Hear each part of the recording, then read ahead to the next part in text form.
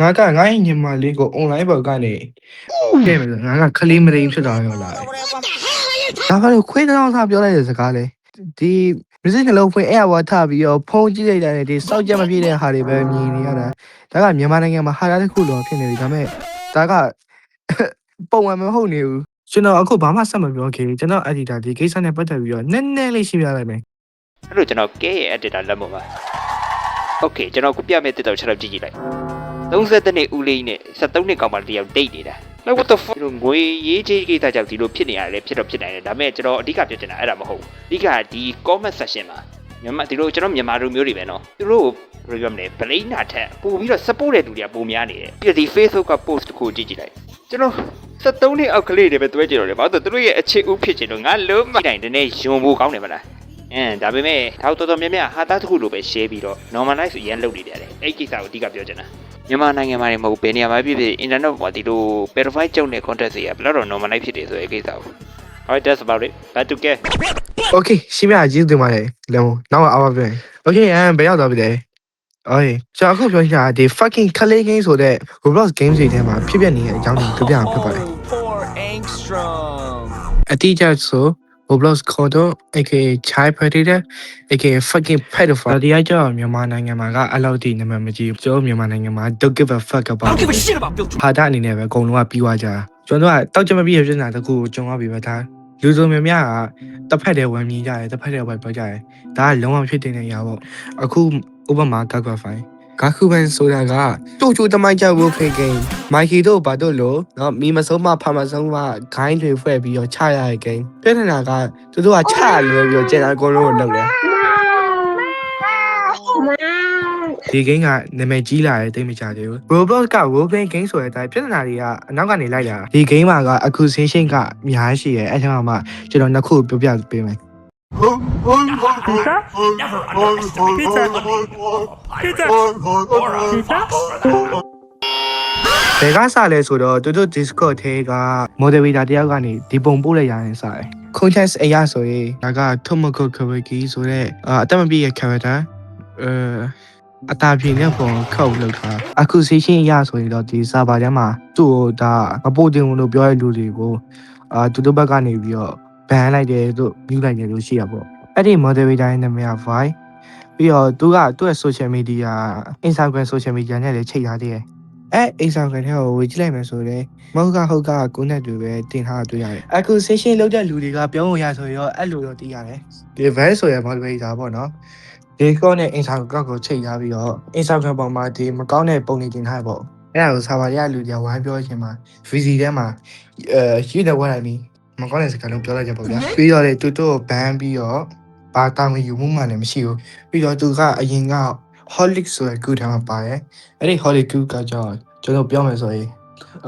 လူရိုင်းနေကူပေါ့ကြာစောက်တော်သားတွေကူပေါ့လိုက်ပြီးတွင်းရလိုက်ပြောပြီးတော့ဒီကူတွေကလည်း စောက voice Discord စာပေါ်မှာရှိတဲ့လူနဲ့ပဲဖွင့်တာ minor စေပေါ့ခလေးတွေရှိတဲ့စာပါထဲမှာ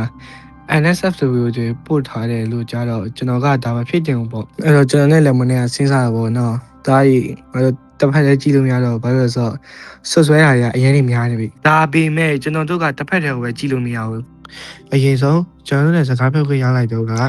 YS accusation တွေကိုပြန်တက်ဖက်ထားတဲ့ file ကျွန်တော်တို့ကိုပို့ပေးရယ် file ရဆိုရင်သူက Holly နဲ့ Discord ကိုလည်းထွက်လိုက်တာတော်တော်ကြာပြီပြီးတော့ minor တွေကလေးတွေ session ကိုလည်းပို့ရလဲအမှန်မဟုတ်ဘူးပြီးတော့လူရန်ကလေးကိုအမဒေါက်တာကိုလည်းတေချာတောင်းဝင်ပြီးသွားပြီသူတို့ original site check လုပ်နေတော့ကအတက်ပြပြီးသားသူတို့တက်ကြီးကြီးပဲရှိတာအခုထဲမှာဒီမှာတရားအထီးစိတ်လောက်လိုက်စားရတော့လိုက်ထုတ်ဖို့လုပ်နေတဲ့ message တွေကိုဘဲတယောက်က leak ပြီးတော့ခလေးစီရောက်သွားရပေါ့ကျမကအသက်20ရှိပြီပြောနေတာလူကြီးဖြစ်နေပြီပေါ့ Instagram နဲ့ Discord ဆိုတာကလည်း public active ဖြစ်ပြီးတော့ Discord နဲ့ content လောက်တယ်မလို့ဆိုတာကဝေးချက်ခွေးရှိတယ်လို့ကလေးတွေ minor တွေဝင်ကြည့်မကြည့်ဆိုတာလည်းသူတို့နဲ့ပဲဆိုင်နေပြီးတော့သူကအဲ့အမတိုင်ခင်တော့ကလည်း voice chat ထဲမှာခလောင်လုပ်ခင်လေးကမိနစ်20လောက်ကိုဒါပေမဲ့တောင်းပန်နေဆိုပေမဲ့လည်းသူမလုပ်ခဲ့ဘူးလို့ဆိုလို့နေရမှာမဟုတ်ဘူးokay ဒီပုံကပေါ့နော်TikTok comment တွေမှာ pages တွေမှာတော့ပြန့်နေဆိုပေမဲ့I think it's so fucking massive to use it ကျွန်တော် research လုပ်ကြည့်ရဲ့အချိန်မှာ Holly ရဲ့ leader ကကျွန်တော်ဖက်တိုကြီးရဲ့ကျွန်တော်လည်းမလေးထားနဲ့ research လုပ်ကြည့်ရဲ့အချိန်မှာဒီ Holly ဆိုရဲကူကစောင်းရင်ထောက်စစ်ဖြစ်ပြီးတော့ ကယ်တူချူတမိုင်းကြားစတိုင်ဖန်ခံပေါ့အဲ့တော့ဘဲက KT ဖြစ်လာ I don't fucking know comment ထဲမှာပေါ်လာလို့ထင်တာကိုပြောကြည့်လိုက် vibe ကအခုတည်းကထွက်လိုက်ရဆိုပေမဲ့ကျွန်တော်ရှာရတဲ့လောက်ဆိုရင်ပေါ့ vibe ကဒီခုတည်းကထွက်လာကြပြီဆိုတော့လုံလောက်တဲ့တက်တည်လည်းမရှိဘူးဒီခုတည်းမှာရှိနေသေးရဆိုတော့တက်တည်လည်းမရှိဘူးဒါပေမဲ့အဲ့ဒီ Hollywood ကဘယ်လောက်တောင်ဆိုလဲဆိုတော့ကျွန်တော်တွေ့ထားတယ်Lemon Showdown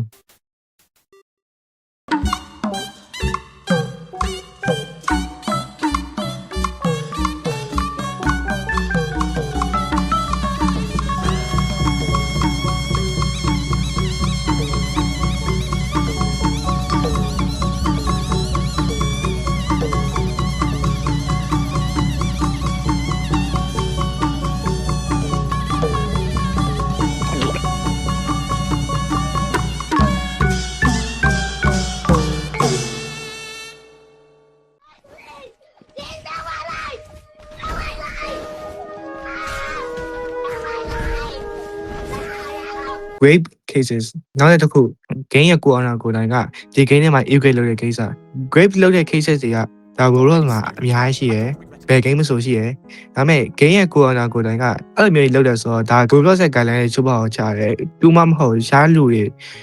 သူ step တွေလည်းလုပ်နေကြပဲရိုးရိုး player တွေလုပ်နေကြပဲဒါပေမဲ့သူက motivation ကိုကောင်းကောင်းမလုပ်ပေးဘူးဒါကဒီ game မှမဟုတ်ပါဘူးဒါကတခြား Roblox game တွေမှာလည်းတွေ့နေရတဲ့အရာပဲ server ထဲမှာနောက်တဲ့ဖြစ်တဲ့ဒီထက်ပိုဆိုတဲ့အရာတွေလည်းရှိတယ်ဒီမှာလမ်းမပြပေးလိုက်မယ်ဒါကဗီဒီယိုအစမှာတွေ့ရတဲ့ပုံပေါ်နော်ဒီဘဲကဘာလို့ပြောရှင်းကြလဲဆိုတော့ဒီထဲမှာသူ့ရဲ့ညီမလေးကိုရဲ့ grape ထုတ်လိုက်မယ်ဆိုရင်သူကpedophile ဖြစ်သွားလာတဲ့ of course fucking yes bro ဒါက game ပဲဖြစ်ဖြစ်အပြင်ပဲဖြစ်ဖြစ်ကိုယ့်ရဲ့စိတ်ကတမင်တက်လုပ်တယ်ဆိုတာရှိရယ် intention ဆိုတာရှိရယ်လေကျွန်တော်တို့ဒီကောင်ရှင်းရှင်းလေးလုပ်နေတဲ့ဗီဒီယိုကြီးရောက်ရထားသေးတယ်အဲ့တော့ကျွန်တော်ပြောချင်တဲ့အရာကဒီခက်လေး game ဆိုရယ် Roblox game ထဲမှာ fucking widows တွေ pedophile တွေကအများကြီးပဲကျွန်တော်ပြောချင်တာကခက်လေး game ဆိုပြီးတော့ဒါကြီးကိုဟာတာတစ်ခုအနေနဲ့မကြည့်ပဲတကယ်အထီထားပြီးတော့ကြည့်ဖို့လိုတယ်ဘာလို့လဲဆိုတော့ဒီ online ပေါ်မှာဒီလို fucking widows တွေစောက်ဘောတွေ pedophile တွေကအများကြီးပဲဘာလို့လဲလူချင်းမို့တိပဲဒါပေမဲ့တကယ်ခက်လေးဆိုရင်တိပါမဟုတ်ဘူးအဲ့တော့ခက်လေးတွေကဘာမှမသိပဲနဲ့ information တစ်ခုခုကိုပေးမိလိုက်ရင်အရန်ဆိုးရခြင်းတွေဖြစ်သွားနိုင်တယ်အဲ့တော့ online ပေါ်မှာ safe ဖြစ်အောင်နေကြပါ online ပေါ်မှာ safe ဖြစ်ဖို့ကအရင်ရေးကြည့်ပါတယ်နော်ဘယ်သူမှည3နာရီတကယ် fat တဲ့ discount မှာမင်းရဲ့တကားလာခောက်တော့မလို့ရှင် okay you don't fucking want that okay ဒီလောက်ဆိုရင်ဒီ Roblox game ကြောင်းနေပြီးပြီနောက်ထပ်တကယ်အပြင်မှာရှိရဟာတွေကိုလည်းပြောလိုက်ရအောင် okay ခုနကတော့ကိုလည်းမပြောအောင်ပြန်ဆက်မယ်ဆိုရင် what the fuck I did thing bro like seriously လင်းနေတော့က31ကိုကြီးနဲ့တွဲမှုတယ် what the fuck ညီမတို့ကြာတော့34နဲ့14ရဲ့မိုက်နေရော Oh my god. ဘာမှမမိုက်ဘူးလေအမှကြွတဲ့အတိုင်းပဲလူရတော့ celebration လုပ်ကြတယ်ချီမိုခန်းတွေဖွင့်ကြတယ်တန်းတွေက computer တွေပေးကြတယ်ဟာတာတွေလုပ်ကြတယ်ဒါပေမဲ့ဒါကလုံးဝအစီပီနဲ့အရာမဟုတ်ဘူးကွာဒီဘယ်နိုင်ငံပဲရောက်ဘယ်မှာပဲနေ high safety ဆိုတာရှိတယ်လေဒီမှာဆိုရင်လေ fucking ဖုန်ကြီးကိုယ်တိုင်ကခလေးကိုရင်ဒီခလေးတွေကို game လုပ်တဲ့ဟာကိုပြောထားအဲ့ဟို comment ထဲမှာဒါအတိတ်ကဝေကျွေးပါဆိုပြီးတော့နောက်ထားတဲ့ကောင်ရှိတယ် in conclusion အနေနဲ့ကမြန်မာနိုင်ငံမှာဖြစ်ဖြစ်တခြားနိုင်ငံမှာဖြစ်ဖြစ်ပြောချင်တာတောက်ကြမပြည့်တဲ့လူတွေကအများကြီးပဲအဲ့တော့ online ပေါ်မှာပဲဖြစ်ဖြစ် area လိုက်မှာပဲဖြစ်ဖြစ် safe ဖြစ်အောင်နေကြပါကိုကယောက်ျားလေးဆိုပြီးတော့ AC မနေနဲ့ဘာလို့လဲဆိုတော့ main ကလေး pedophile တွေကမရှိရမလို့ရှိလို့ရှိတယ်ဒါတော့ fuck ဖြစ်နေတဲ့ဟာကိုလူတွေကဒါကိုဟာတာအနေနဲ့ပဲမြင်နေတာအဲ့တော့ကျွန်တော်ပြောချင်တာအရာရောဒီတော့ပါပဲချောင်း